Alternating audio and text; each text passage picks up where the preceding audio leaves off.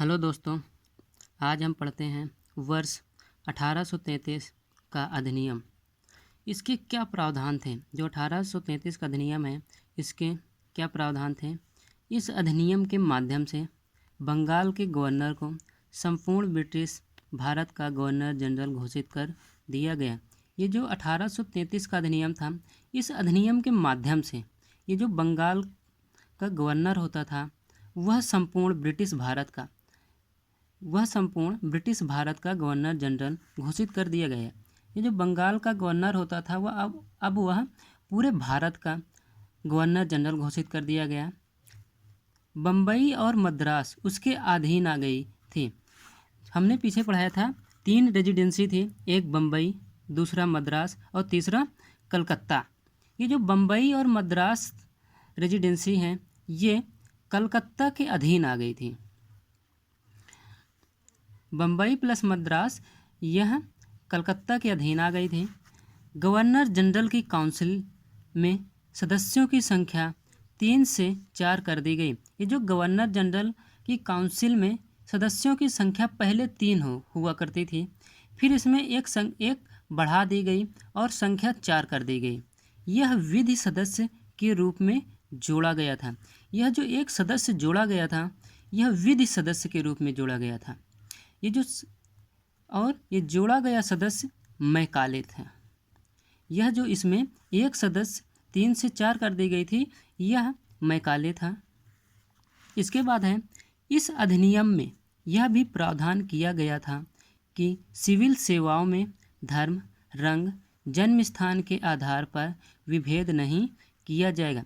ये जो 1833 का अधिनियम था, इस अधिनियम में यह भी प्रावधान किया गया था कि ये जो सिविल सेवा है इसमें ना कोई धर्म, ना रंग और जन्म स्थान के आधार पर कोई भी भेद नहीं किया जाएगा। किसी भी व्यक्ति के साथ वो चाहे जिस धर्म का हो, उसका रंग चाहे जैसे हो, उसका जन्म स्थान कहीं पर हो, उसके आधार पर उस पर विभेद नहीं किया जाएगा। अन्य कार में कुर्ग और मैसूर को सीधा ब्रिटिश एम्पायर में मिला लिया गया। ये जो कुर्ग और मैसूर है, कुर्ग और मैसूर को सीधा जो ब्रिटिश एम्पायर है उसमें मिला लिया जाता है।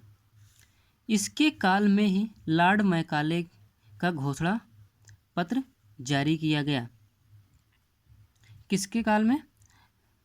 ये जो विलियम बेंटिंग है, कौन है? विलियम बेंटिंग के काल में ही लॉर्ड मैकाले का घोषणा पत्र जारी किया गया।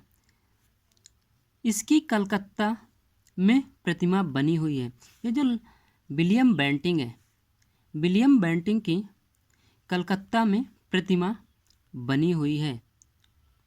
चौथा है जुडिशियल रिफॉर्म। इसके 4 अन्य कार्य थे।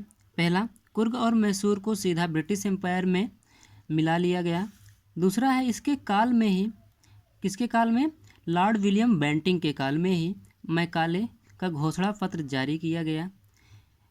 इसकी कलकत्ता में प्रतिमा बनी हुई, किसकी? लॉर्ड विलियम बेंटिंग की। चौथा है जुडिशियल रिफॉर्म। इसके बाद है lord William Bentinck. Lord William Bentinck के बाद चार्ल्स मेटकाफ। जो चार्ल्स मेटकाफ है यह गवर्नर जनरल घोषित किया गया। लॉर्ड विलियम बेंटिंग के बाद चार्ल्स मेटकाफ गवर्नर जनरल घोषित किया गया। इसे प्रेस का मुक्तिदाता कहा जाता है। ये जो चार्ल्स मेटकाफ है इसे प्रेस का मुक्तिदाता कहा जाता है।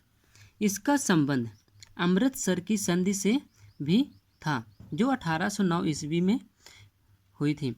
पीछे हमने पढ़ा था अमृतसर की संधि। अमृतसर की संधि में ये जो लॉर्ड मेटकाफ है इसका बहुत ही महत्वपूर्ण संबंध था अमृतसर की संधि से।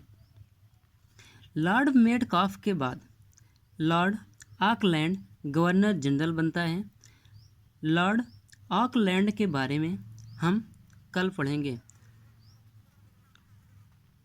दोस्तों, अगर यह वीडियो अच्छा लगे तो वीडियो को लाइक करें, शेयर करें और चैनल को सब्सक्राइब करें। धन्यवाद।